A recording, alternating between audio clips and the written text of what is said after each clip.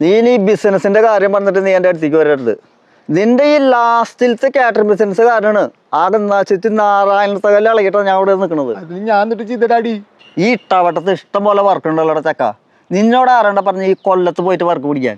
അതിനിവിടെ പണിയാറിന് ഇഷ്ടം പോലെ ആൾക്കാരുടെ ഡാഡി. നമുക്ക് വർക്ക് കിട്ടണ്ടേ? പിന്നെ നമുക്ക് കൊല്ലത്തിന്ന് വരെ വർക്ക് കിട്ടുന്നുണ്ട്. നാട്ടുകാർ പറഞ്ഞു കഴിഞ്ഞാൽ ഒരു പവറല്ല ഡാഡി. ഇവിടെ നിന്ന് ആൾക്കാരെ വിളിക്കണമെങ്കിൽ അവിടെ എന്തോ പ്രശ്നം നടക്കണ്ടെന്ന് നിനക്കൊന്ന് ആലോചിക്കാനുള്ള ബോധം ഉണ്ടോ മോനെ നിനക്ക്? ഈ കൊല്ലം കണ്ടവന് ഇല്ലം കണ്ടെന്ന് കേട്ടിട്ടില്ലേ? ഞാൻ അവിടെ കാറ്ററിംഗ് ഒക്കെ ചെയ്തിട്ട് അവിടെ സെറ്റിൽ ആവാന്ന് വിചാരിച്ച ഡാഡി.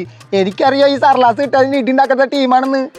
പക്ഷേ അവിടെ ഫുഡ് കഴിക്കാൻ വന്നപ്പോൾ കുറച്ച് ടീം ഹെൽമെറ്റ് ഇട്ടിരിക്കണ്ടായിരുന്നു. അപ്പോഴേ ഞാൻ മനസ്സിലാക്കണമായിരുന്നു. പിന്നെ ചോദിച്ചപ്പോഴല്ലേ മനസ്സിലായത് അവിടെ കപ്പലണ്ടി കലാപം, ബജിപ്പൊടിക്കിടി, ലേസ് ലഹള, പൊറോട്ട നാടകം, രണ്ടാം പപ്പട മഹായുദ്ധം, ഇടിന്നൊക്കെ വെച്ചാണ്ടല്ലോ ഡാഡി. ഡാഡിയുടെ കൂട്ടുകാർ രാജേട്ടനില്ലേ സാമ്പാറിലിട്ട് ഇളക്കായിരുന്നു. ഈ അജഗജാന്തരും മറ്റേ പടല്ലേ ഏതാ തല്ലുമാല? അതന്നെ. ഈ കൊടുത്താ കൊല്ലത്തുനിന്ന് കിട്ടുന്നു പറഞ്ഞിട്ടില്ലേ? അതൊന്നല്ലപ്പോ, കൊടുത്തില്ലെങ്കിലേ കൊല്ലത്തുനിന്ന് കിട്ടാ. കാറ്ററിംഗ് പൊട്ടിയത് എന്റെ മിസ്റ്റേക്ക് കൊണ്ടാ. പക്ഷെ ഐസ്ക്രീം കട പൊട്ടാൻ കാരണം ഡാഡി ഒറ്റ ഒരുത്തനാ. ഞാൻ എന്ത് ചെയ്തു എന്ന് പറയണ നീ? ഹലോ, കോളേജിന്റെ ഹൃദയഭാഗത്തായിരുന്നു. എന്തോരം പെമ്പിള്ളേരായിരുന്നു അവിടെ. ഞാൻ എല്ലാം ഭദ്രമായി നോക്കിയിട്ട് 2 താഴിട്ട് പൂട്ടിയിട്ടാണ് കുടുംബത്തേക്ക് പോയത്. ഡോറും ഷട്ടറും മാത്രം അടച്ച് വീട്ടിൽ പോയിട്ട് വല്ല കാര്യം ഡാഡി. ഇതിങ്ങനെ ഫ്രീസർ വന്നിട്ട് ഐസ്ക്രീം കൊടുത്തിട്ടേ ഇതിങ്ങനെ അടയ്ക്കാൻ മറന്നു. ഐസ്ക്രീം ഒക്കെ പാലും വെള്ളായിന്ന്.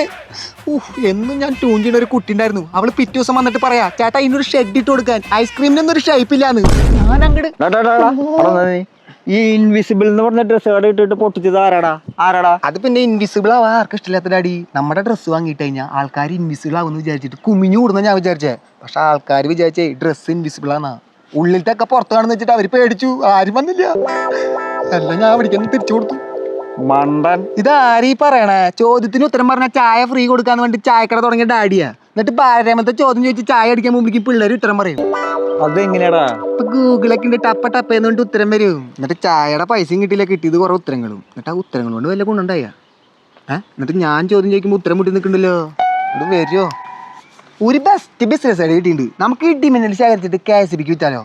ഡാഡി ആന്റിനെ പിടിച്ചിട്ട് അർസന്റെ മുകളിൽ നിൽക്കുക, ഞാൻ വയറ് ബാറ്ററി വേണ്ടിയിട്ട് അടിയിൽ നിൽക്കുക. അപ്പൊ പിന്നെ നിനക്ക് ഇലക്ട്രിക് സാധനത്തിന് കാശ് ലാഭമായല്ലോ. അയ്യോ, അതാ പിന്നെ ബെസ്റ്റ് ഐഡിയ ഉണ്ട്. മഴക്കാലല്ലേ, ടാർപ്പായ കെട്ടി വെള്ളം പിടിച്ചിട്ട് നമുക്കത് ബോട്ടിലാക്കിയിട്ട് ഗൾഫിക്ക് വിട്ടാലോ? അവിടെ ആണെങ്കിൽ വെള്ളമില്ലല്ലോ. വരുന്ന വഴിക്ക് നമുക്കൊരു ഫുൾ ടാങ്ക് പെട്രോൾ അടിച്ചിട്ട് കുറച്ചധികം മണൽ വരിട്ടും വരാം. പെട്രോളിന് പിന്നെ വിലയും കുറവ്, മണൽ ഇഷ്ടം പോലെ ഉണ്ടല്ലോ. ഇതിലും ഭേദം നീ നേരത്തെ പറഞ്ഞതല്ലടാ. മിന്നൽ പിടിക്കാനേ ആന്റിനും കൊണ്ടേ നീ മുകളിലേക്ക് കയറി പോയാൽ മതി.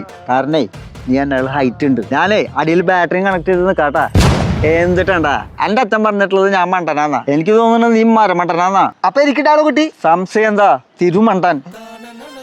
കാലം കഴിയും തോറും കുടുംബത്താകെ മണ്ടത്തരം കൂടി വരെ.